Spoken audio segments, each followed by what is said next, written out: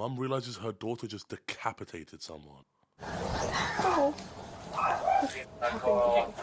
Tara McCauley sits beside her 19-year-old daughter, Kiara. Unbeknownst to her, both of their lives are about to change forever. How's my house fucking crime scene? There's a deceased person in your garage. That's why it's a crime scene. There's a body in there? Yes. Stand up for me. Kiara is a deranged teenage killer. She just brutally killed her ex-girlfriend with a 3-foot-long sword. What? The body lies in her mother's home just feet away. But this discovery of a body would be just the start. The investigation that followed would reveal a vile teenage couple whose actions left officers, family members, and detectives in utter shock as their horrifying crimes slowly began coming to light. You see like slashed on her knee. She's missing a ear. And then there's a big ass sword, and then there's blood stains all over the bed. I walked into the garage. She goes, "Oh, I just did it." Walk this way.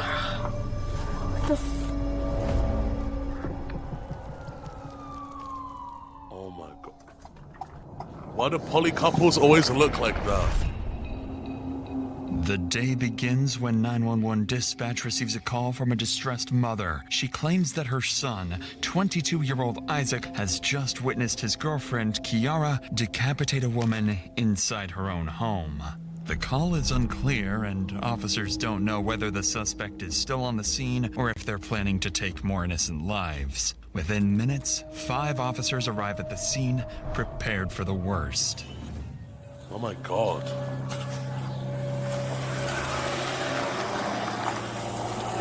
Someone on the back side on the alley. Somewhere down here, 5941. It just happened.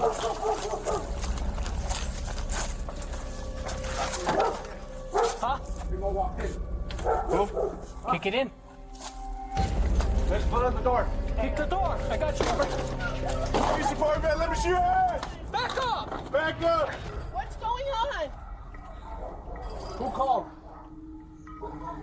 So someone was getting killed in here. We're being told that the girlfriend's in the garage. That's where she Where's the garage? apparently killed the other 41. Officers get intel that the body is inside the home's garage, directly behind them. One team will clear the primary house, while the other prepares to make entry into the garage. Without any detailed information, the officers have to proceed with extreme caution.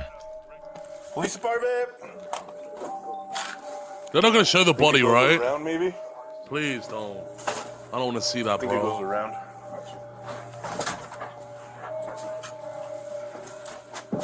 How do people live like this? While the officers in the house find nothing of interest, the same can't be said for the team entering the garage. Who's in this garage? My fucking door! Someone just called that someone just got... Step over here. Step over here. Someone just got stabbed. Inside that garage. That here? No! Does it look like anyone was stabbed here? Oh, she's good, bro.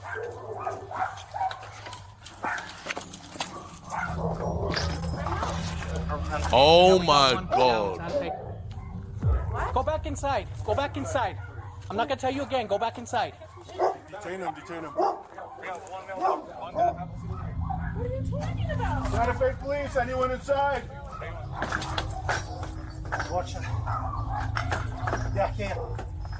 Got one down. They can't clear. He's right here by the door. Is there somebody in there? Open that back door. The garage. Can you open the garage from that side? No, it's broken. It's been broken for 10 years. Inside the garage, officers find 21-year-old Grace Jennings dead. She has a deep laceration across her neck and several slashes across her body. Tara Oh my god, bro. McCauley appears completely clueless about what's happening. However, the same can't be said for her daughter Kiara. While officers continue searching the garage, body cam footage captures 19-year-old Kiara frantically explaining to her mother what happened. And she locked the door after, bro. She locked the garage. She left that dead body in there. I guess he's the the boyfriend. See, whatever bullshit story she's about to say is fucking bullshit, because if you did something like that on accident and you cared about the person, the first thing you gotta do is call the fucking emergency services. And if none of that was done and you locked the body in there, then you fucking did it on purpose, bro. Like, it's pretty simple. It's so fucking stupid, bro. Where's he I at? got really pissed off, of course. But why would she be here if he invited her last night? Let me. So I was angry. she stayed the night Yeah. in my house? Yeah, and I'm pissed about it. Grace is not allowed here. She knows that. Well, Who's she ain't Isaac's coming girlfriend? back. She is. You're Isaac's girlfriend? Yes. Okay. What are you to Isaac? If you have Well, I'm kind of mother-in-law to be. Nope. Kind of, sort of. No, you're This not. is your daughter? Yes, this is my daughter. Step out with me real quick. What's your name? Oh, you look cute today. Thank you, bro. Grace Jennings is the ex-girlfriend of Kiara. After a violent breakup years prior, she was banned from the property permanently. According to Kiara, her current boyfriend, 22-year-old Isaac, had invited Grace to sleep over the previous night, all without Kiara's permission. She claims this pissed her off, revealing a small glimpse as to what happened on this twisted Thursday morning. This is his girlfriend. Crown for me quick. Oh, can I get some shoes on or something? Not right now. We detain at this point, okay? Did you guys have a fight or something? Is there anybody else? Can she sit down so I can put her shoes on her feet? Who else? Is there a female that lives in here? Her and Isaac. Sorry. Negative. Man, this mum really don't know the gravity of the situation, huh? Isaac went for a walk? Yeah. So he was going for a walk in the shower. But they were going to go on a walk. Isaac, in fact, did not go for a walk. Instead, he frantically ran to a friend's workplace after finding Grace's decapitated body, with Kiara reportedly giggling beside it.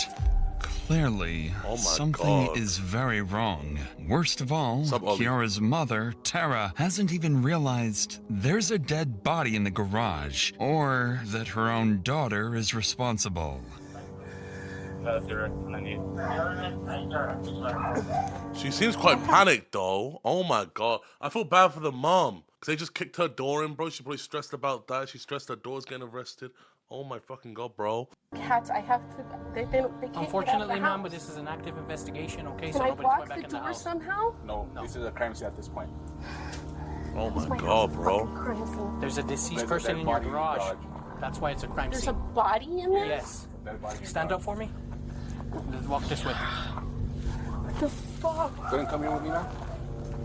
As officers clear the home and detain Kiara, it seems the chaos has finally settled. Or so they think. Because just seconds later, Grace's mother arrives on the scene, completely unaware of what has just happened to her daughter. Hello, I'm Sergeant Rodriguez. So we still have an active investigation here. I don't have a lot of the details. Is she okay? Who, Grace! Is she breathing? Living? Is she okay? I'm not sure of that. I don't have all the information right now. What happened? We're trying to gather all the information, ma'am. So, like the Sarge said, if you could go back with us to the police department, and then we can give you a little bit more information from there. Who's Gray? Do you have an idea of Gray, or do you have a photo of Gray or anything? Grace. Of Grace? Grace, I'm sorry. Officers continue to comfort Grace's mother. They refrain from revealing Grace was deceased, something they'd have to explain later on. Oh my god. Across town, another team of officers begins searching for Kiara's boyfriend, Isaac, the only witness to the murder and a key figure in solving the case. During the 911 call, Isaac's mother told dispatch where he was, a tech store close to Kiara's house. Using that information, officers quickly tracked him down. Alright, stay right here. Let me look around real quick. For now, officers assume Isaac is simply an innocent bystander to Kiara's brutality. However, this will soon change. Yeah, there he is. He's coming out. Is that Isaac? Did you call us, bro? Here, come over here. You're good. Come here. You don't have any knives, any weapons on you? No. No? Just put it down for now. Just put it down. You're not in trouble, bro. Gotta make sure you don't have any weapons, okay? Here, put your hands up right here. For now, bro, just because it looks like your girlfriend or whoever's in there is really injured. So for now, we're gonna put you under detention, okay, until we can figure That this berserk out. tattoo? You're not under arrest. I see it. And who's in the garage? Who lives with you in the garage? Your girlfriend? Kiara, my colleague. Okay. So can you tell me, how did this call transpire? How did How did you call us? I walked into the garage, and when I walked into the garage, she goes, "Oh." This dude look like the prince from the Trolls movie. And who was this? Kiara McCully. She told you that? Very calmly and everything, blood on her hands and...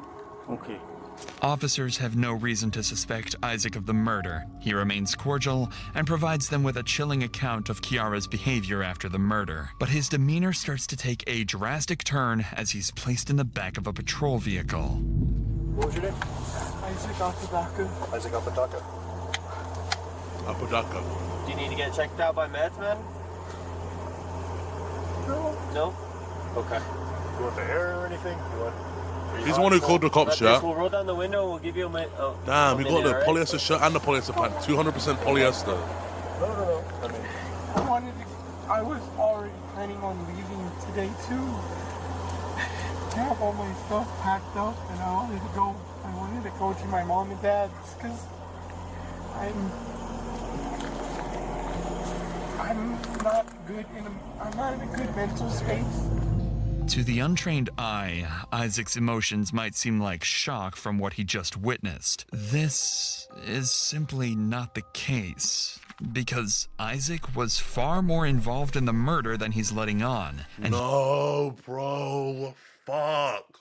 I wanted him to not. Fuck, he knows bro. it's only a matter of time before investigators start to catch on.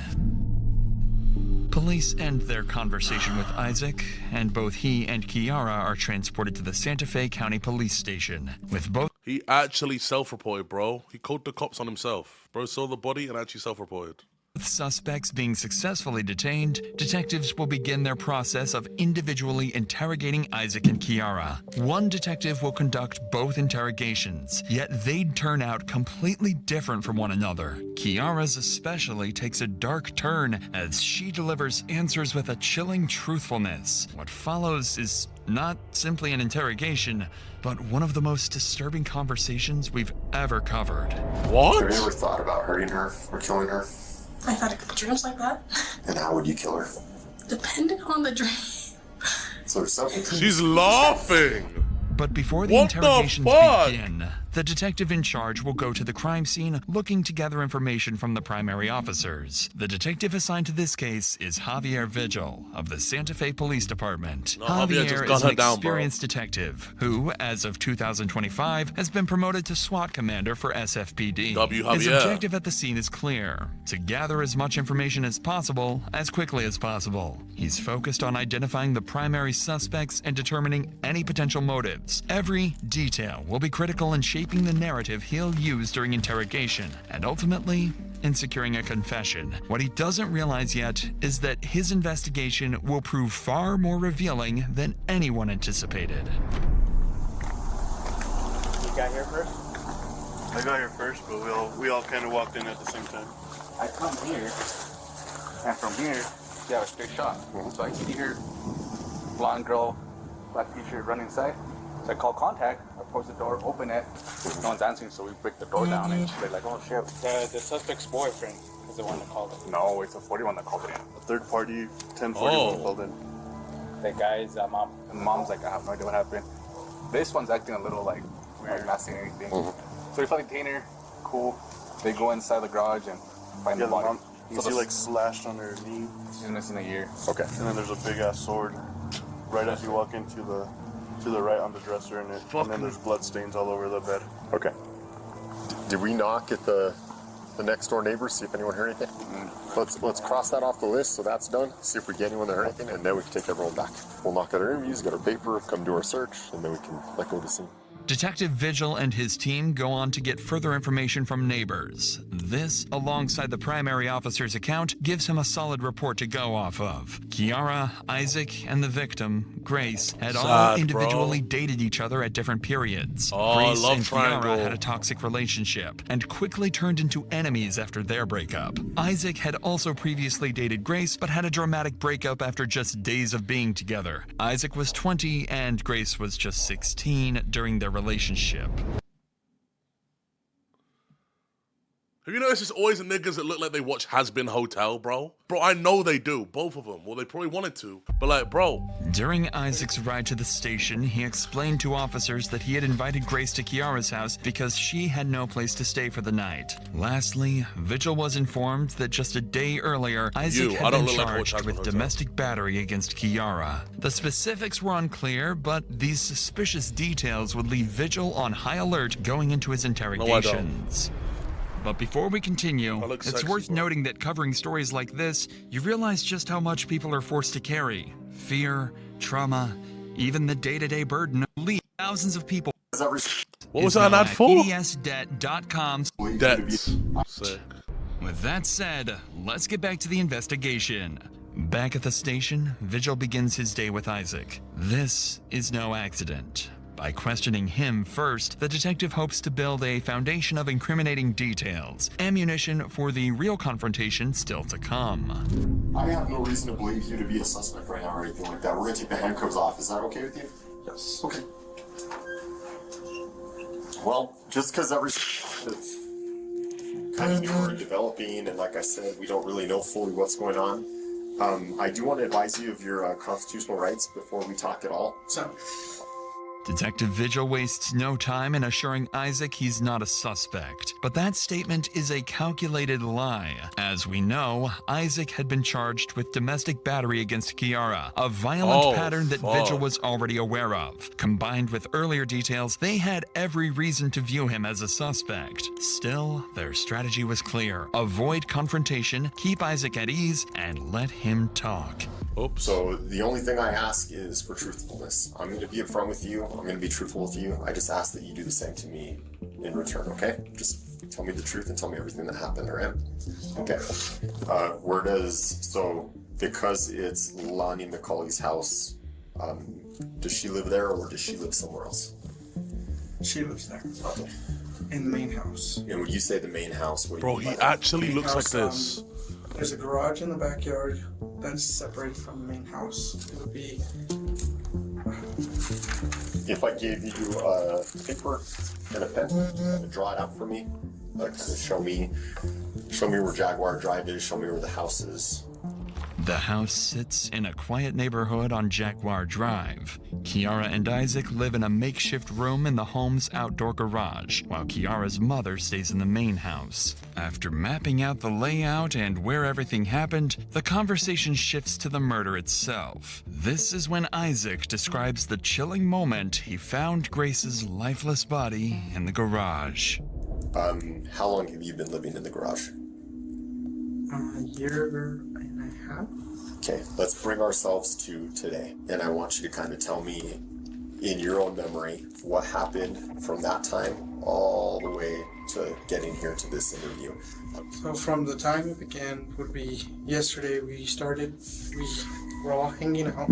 Nighttime came around. We started falling asleep. Kelly did not fall asleep. I was talking to Grace, who was in the garage as well. I said, we have to go.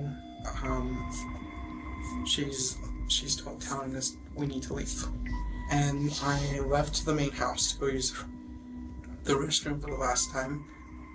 And then I walked her back into the garage. She walks up to me with, I did it. With a smile on her face, and I looked at the ground and I was like, so I called my mom immediately to let her know that something happened. My mom proceeded to call 911. Really scared because I've witnessed, sorry, it's okay. I've witnessed my friend getting shot. So, separately from this? Yes, it was a while back. I was sitting in the back seat. Guy walked up, blew his brains out, and landed on me. I had to testify in court, and anything like this gets me super traumatized, and it's a traumatic event. I can imagine. So when I went back in the garage, when I saw her in the ground, on the ground, I couldn't say anything because I was like, this is another one of my friends gone. I keep losing friends left and right. Oh, he's so bad at this. Right now. After recounting this morning, Isaac would go on to explain why Grace was sleeping at that house. He does not include the fact that the two females were in an ongoing feud, instead pretending they were all cordial friends. Kiara would provide a polar opposite recount in her interrogation. But before Detective Vigil gets to her, he has one final question for Isaac. How did you know that Kiara didn't want you guys there anymore? She woke up, she woke up from what she says she slept, but she was awake the whole time. And she turned over, told me, "You guys need to get out. I don't want you guys here." It was really freaking me out, so I was trying to get out. I was in and out of the room, trying to contact my mom to pick me up, to get me out of there. What time did you guys wake up at? What time did you wake up at? I woke up at about 7:50. At what time did Kiara tell you guys had to leave? She told us we Wait, had it was an Adventure Time sword? Is that the sword that it was? No way. to leave at about 8:30. Okay. In between 8:30 and to the time your mom called 911, kind of what happened in there? But when I packed my stuff, I went inside the house. On the paper, what is that? That is not the Adventure Time sword. Which was a stupid mistake for me to go in the house, use the bathroom, and then come back and see what I saw. After you peed, you went immediately back to the garage? Yes. So around what time would you say that was at? 11:47. No, I think we got the call a little after 1:30. Yes. Kind of an hour and a half gap there. Was there a long period of time that you and Kiara were trying to figure out what was going to happen?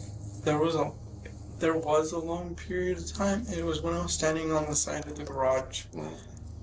Tell me about that. I was hyperventilating, and I made the call to my mom. My mom made the call. I know I should have been the one to call. I feel like I'm going to pass out. Just take some deep breaths. I need a little break, if that's okay with you. I'll use the restroom real quick. Sound good? Sounds good. All right. Hey, thanks for your time, Isaac. We'll be back in a bit.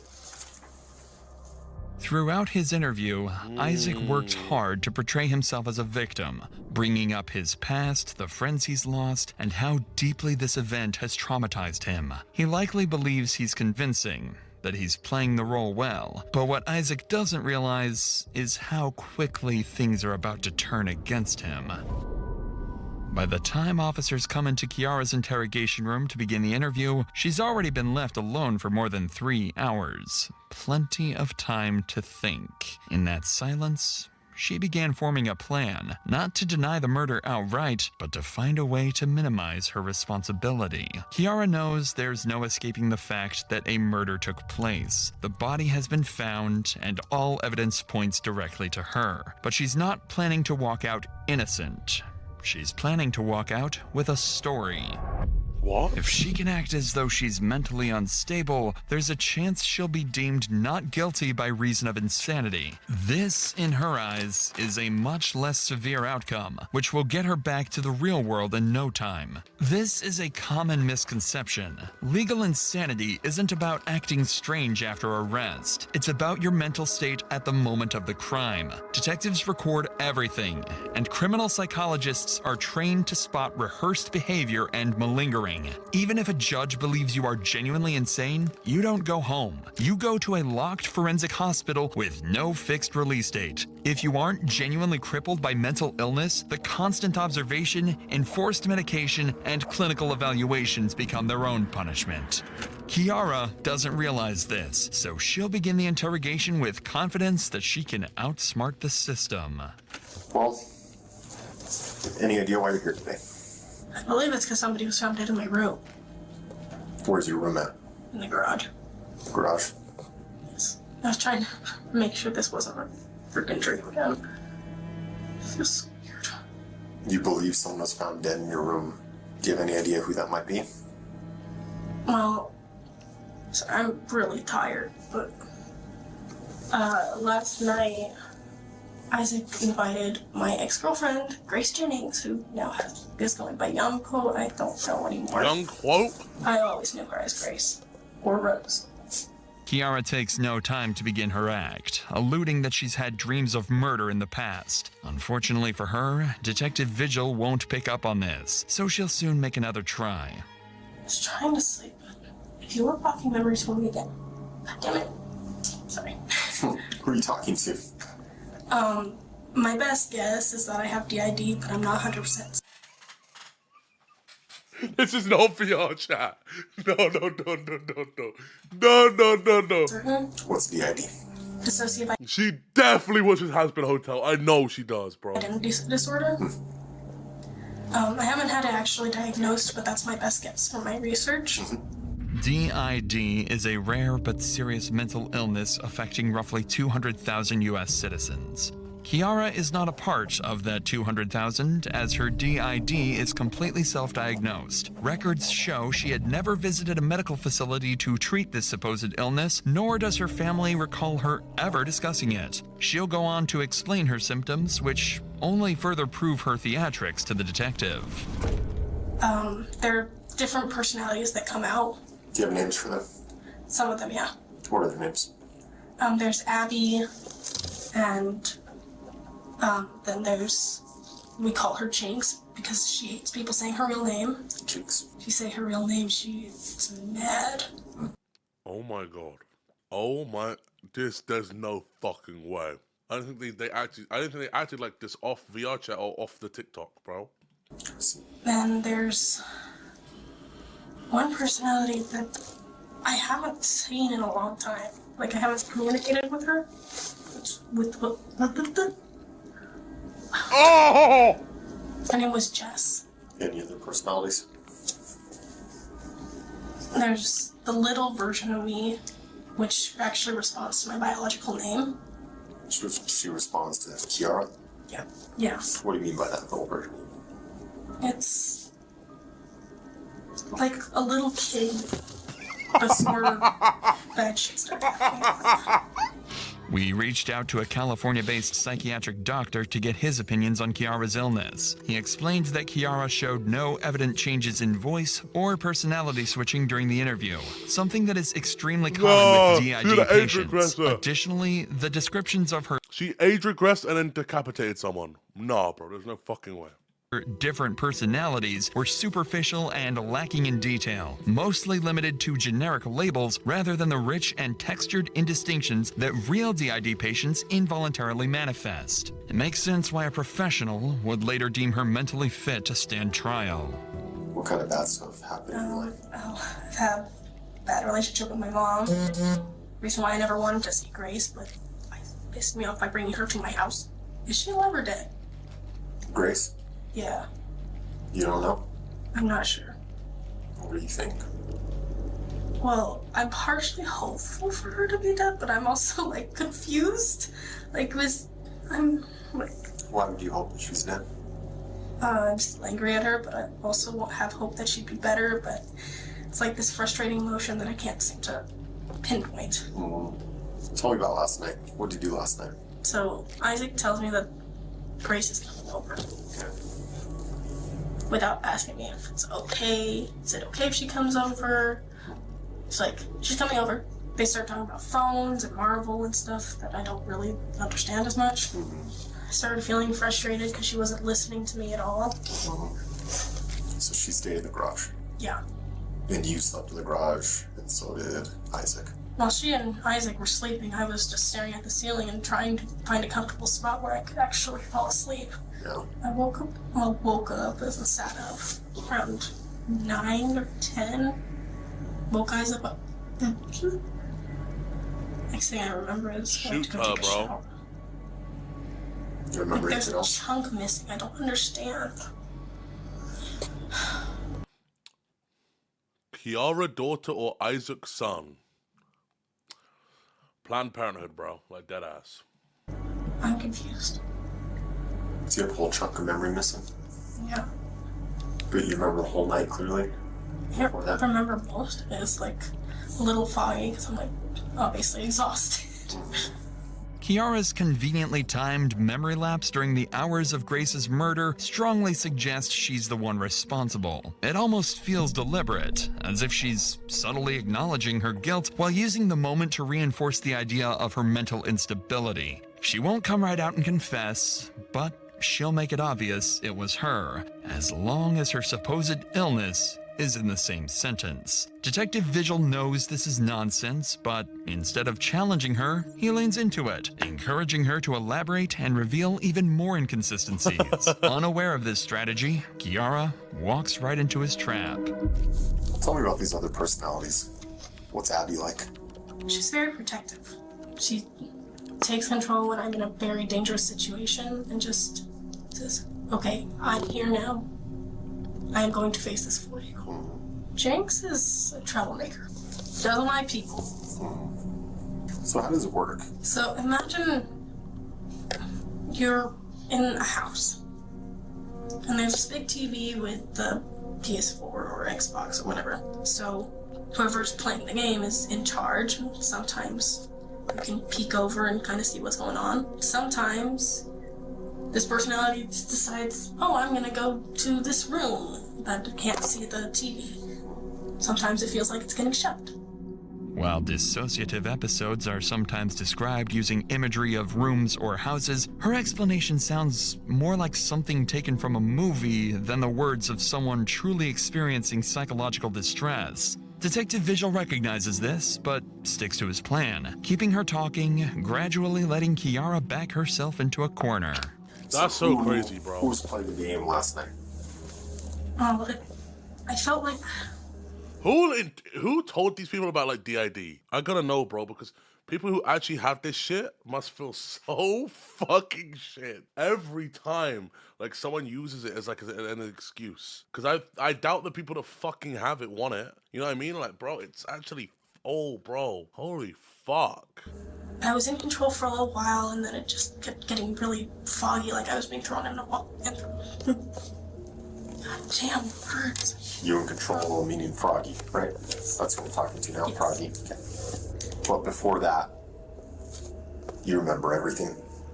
More or less. I'm just like, I felt a lot of anger. More so than Jinx has ever had, or Abby's ever had. And I don't remember Jess being like that.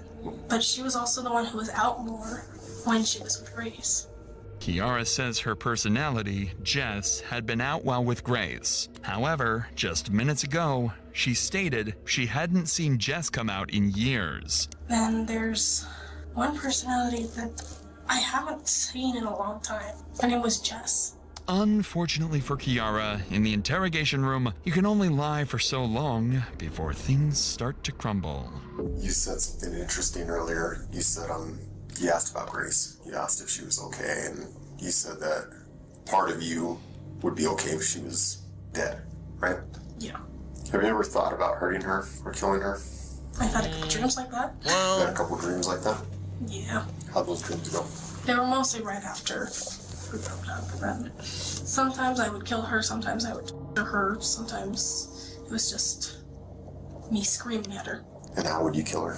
Depending on the dream. So there's several dreams. She gotta go, bro. She actually gotta go. She gotta go.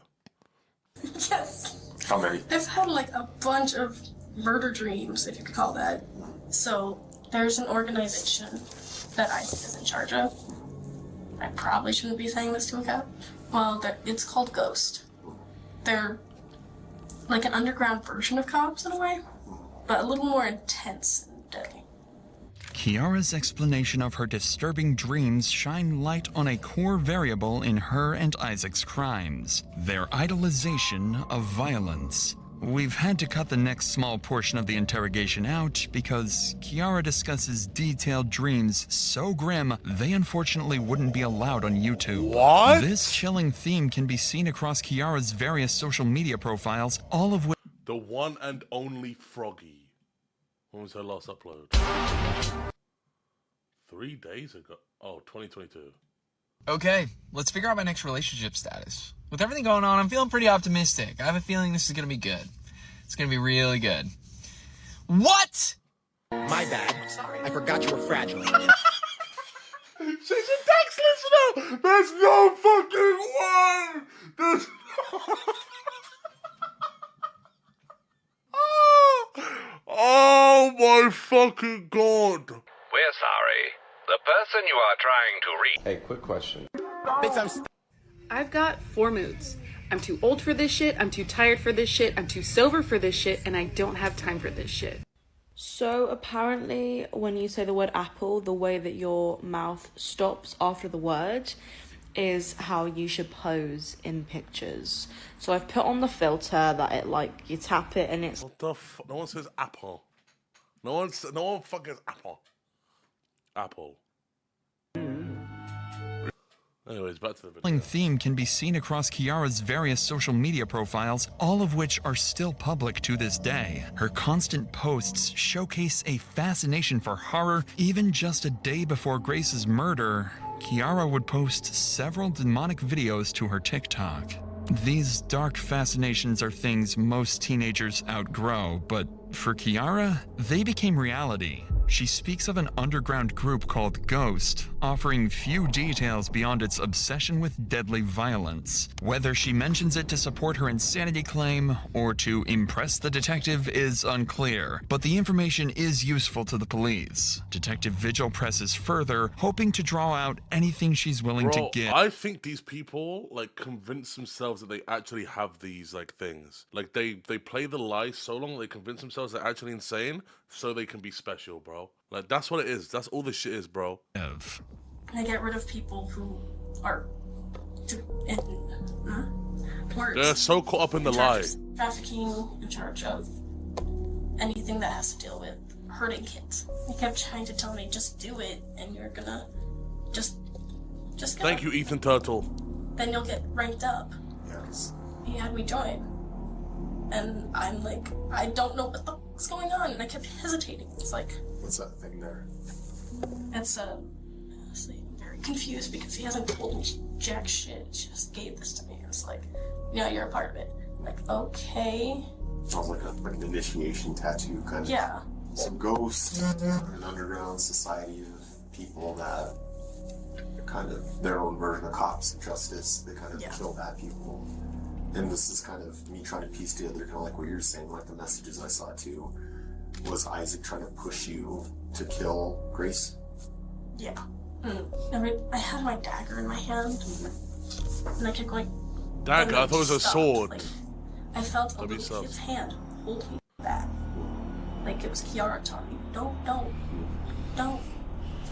The moment Detective Vigil gives Kiara the opportunity to blame Isaac for the murder, she takes it, bringing up details about Isaac's underground organization as well as his repeated pressure for her to kill Grace. And while Kiara has been caught in a web of lies up until this point, her remarks about Isaac would turn out to be nearly completely honest. Detective Vigil has achieved everything he could have wanted from this interrogation, so he decides to end things, leaving Kiara to spend the night in jail.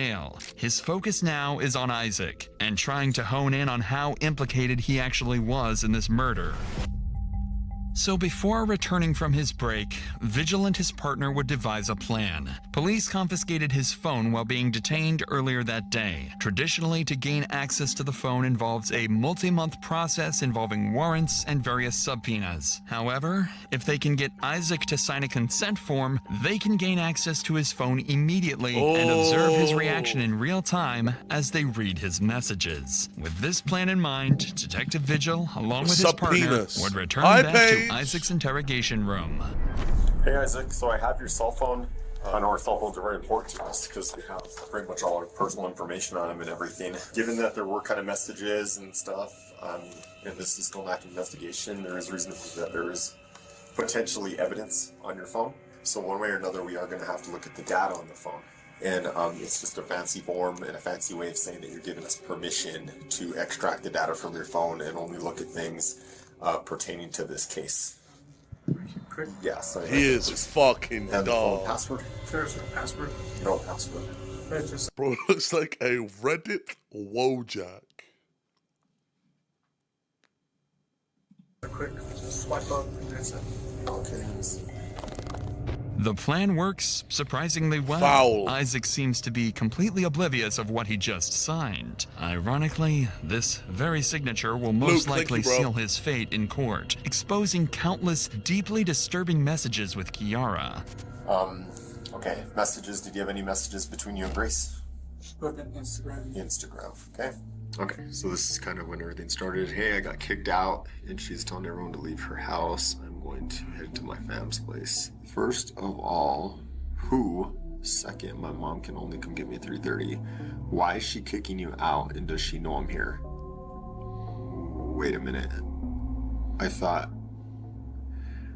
you guys all hung out the night before. We did.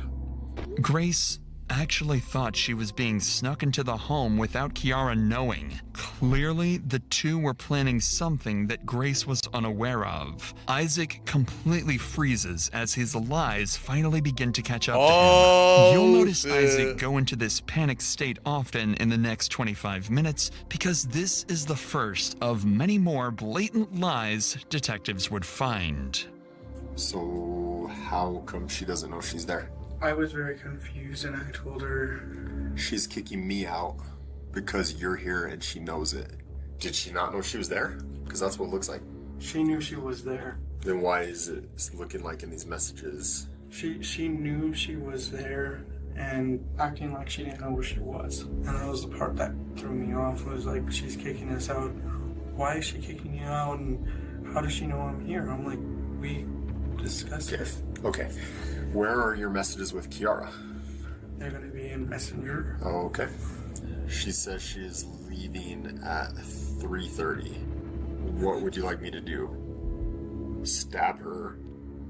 I don't know. I don't have the energy to do shit. I am fake getting thrown out. You're getting fake thrown out. Yes, that's usually how it happens. I get told to leave, and then 5 days later, she asks me to come back. Uh-huh. Unless I ask your mom to give me a ride to Target and you do what is needed. What do you mean you do what is needed? I have... Bro, you are fucking stupid. This guy is a fucking Neanderthal. Look at this fucking, look at this fuck. Holy shit. No clue from this on, from beyond here, I don't know what's going on. You don't know what's going on? But these are messages from you? I do have another cell phone. Didn't tell you guys about, but it's still over there at the house. So you didn't send these messages? Or you did? On this, from down on, no. Everything Isaac is saying is a terribly orchestrated act. Moments of clear incrimination like this are often considered the critical moments of an interrogation. It's the point in which every decision the detective makes can be the difference between a complete confession or a failed session with the suspect. Isaac's nervous behavior indicates he knows things are slipping out of control, so Detective Vigil makes the smart decision to give up the nice cop act and start pressing for answers. Isaac, this is getting really weird, man. I have a second phone. You have a second phone? Yes. Where is that phone? That's at the house. Okay. It is logged into the same Facebook account. I don't know, man. These messages look a lot like there's some conspiring going on, some planning going on. From that point where I was telling you from... Even before then, it sounds like you guys are planning something. You're fake getting thrown out and what? I say fake getting thrown out, like I said, was... Do you want to start over? Because I'm really confused with everything that's going on. Like, you're telling me you have 2 phones now, and those other messages are you, bro. And it's what you're telling me. Your statement isn't lining up with these messages. Isaac's demeanor has shifted drastically. Bro does not look like he can prior. afford 2 phones. That's what I gotta say. How poorly things have just gotten for him. Now, I told you at the beginning of this talk that we need to be truthful with this, right? I am being truthful. I do have a secondary phone. And I'm telling you... Clock strikes 12, midnight arrived. They're from Kiara to... using my Facebook from me to Kiara.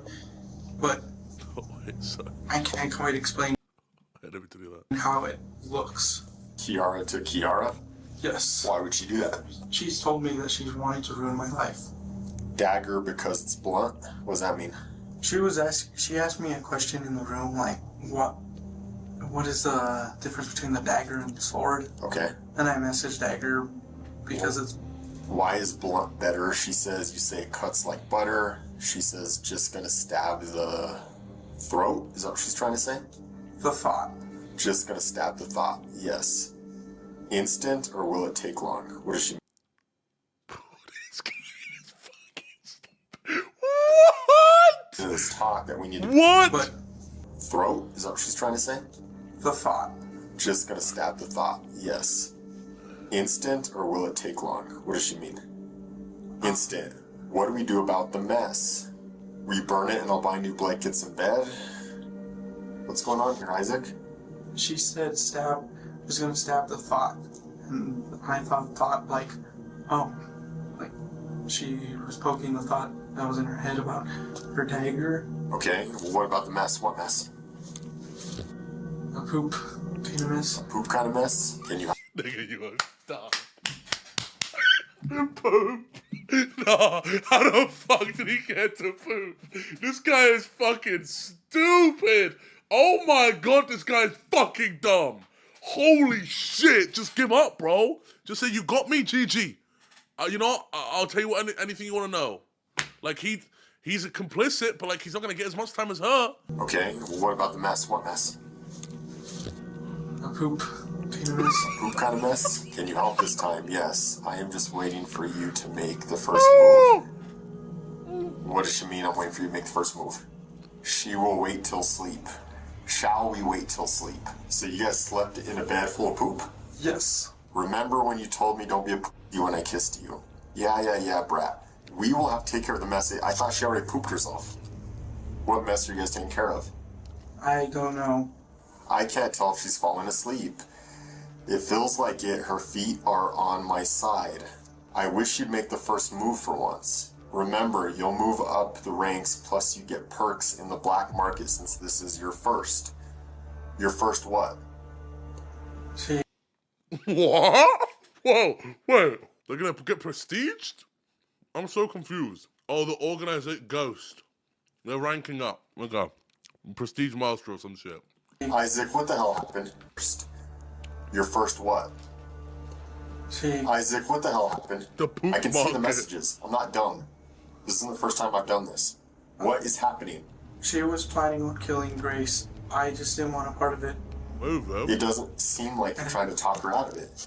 I was only sending a message back in agreement as I turned my back towards. This isn't agreement. Remember, you'll move up in ranks, plus you get perks in the black market since this is your first. This sounds like you're encouraging her. Right. The messages are here, dude. I know. I know. Did you help Kiara do this? No. No. But you knew it was going to happen. I knew it was going to happen. You knew it was going to happen. Kiara planned it out. Kiara planned it out. When? How long had this been a plan for? She had planned it out since 2020. Kiara planned to kill Grace since 2020. And then last night, Grace messages you looking for a place to stay. And that's the opportunity for this? I didn't see it as an opportunity. I saw it as an opportunity more like, let's squash everything. Then why are you saying you'll make it up the ranks plus your perks in the black market since this is your first? Because you're talking about killing her here, right? What else could this mean? I was trying to talk about something else because I'm trying to get my mind off. Isaac, really? You're trying to talk about something else there? Yes.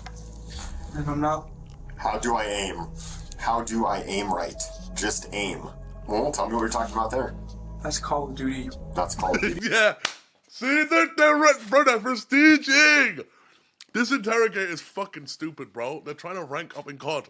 He literally just proved it to us. Okay? They're trying to rank up in COD. Bro, oh my god, this fucking dude is dumb. Tell me when. Okay, I'll give a count. 6, 5, I can't yet, dude. 4, I'm shaking, dude. Oh my fucking god. Oh my god. I know, I lose the nervous. Help me drive it through. Help me drive it through? She was asking me to do. To stab her. Yes. Help me drive the dagger through. Grace. Anger me. I'm going to pretend to sleep so it looks non-conspicuous. Tell me about all that. Those are not my messages, because... Help me, just do it. Be ready to grab her or a trash bag. She is your list. Don't tell me this isn't you messaging. I know this is you messaging. Be transparent and tell me what's going on here. She had talked to me and said, So what now? And I was like, this is gonna be your first way out if you just leave this alone. You're edging her to do this. Come on. Oh, this guy is fucking stupid. Isaac. Look at all these messages, man. You're gonna sit here and tell me... Hi, Diana. You're gonna look me in the eye and you're gonna tell me that you were trying to talk her out of this? I can see right here you're telling her to do it. I wish you would just stop with all the... what I feel like is you trying to figure out lies every message we go through. And things will be a lot better for you moving on if you just come out and you cooperate and you tell us everything that happened. Tell us the truth. Tell us everything. Bro, he can't hear shit. You know he cannot breathe. His heart is racing so fast. This dude's a fucking better loser. for you. Would I be able to talk to you privately? Yes. No. You want her to leave? Yes. All right, take it. Isaac would request to have a private conversation with Detective Vigil, which he would oblige to. Based on police reports, Isaac would go on to admit to sending all the text messages and confess he wanted Grace dead all along, although remaining stern that he was not directly involved in the actual killing. Later that week, detectives would go on to interview both Kiara's mother as well as Isaac's. This killing came as a complete shock to everyone, who were completely unaware of the dark path their children had been going down. It That's sheds sad, light on the bro. importance of closely monitoring your children, as you never know what's going on in their lives, at least not fully. Both Kiara and Isaac were charged with first-degree murder. At first, it seemed as though Kiara's plan had worked, as a judge found her incompetent to stand trial and sent her to the New Mexico Behavioral Health Institute. However, a month later, she was deemed competent by professionals and returned back to the Santa Fe County Jail. In February 2025, Kiara pleaded guilty to second-degree murder and agreed to testify against Isaac. Prosecutors say the crime's brutality could still bring up to 30 years. Isaac initially took a plea, then in November 2024 fired his lawyers, voided the deal, and pled not guilty. Now, with a new legal team that needs to get up to speed, the start date for Isaac's trial has been pushed back once more. Why? If found guilty, he'll likely be facing similar penalties as Kiara. They'll likely be behind bars until 2055. I would have took the plea, bro. Oh my god, I need to go back to the poop part though. What a fucking dumbass.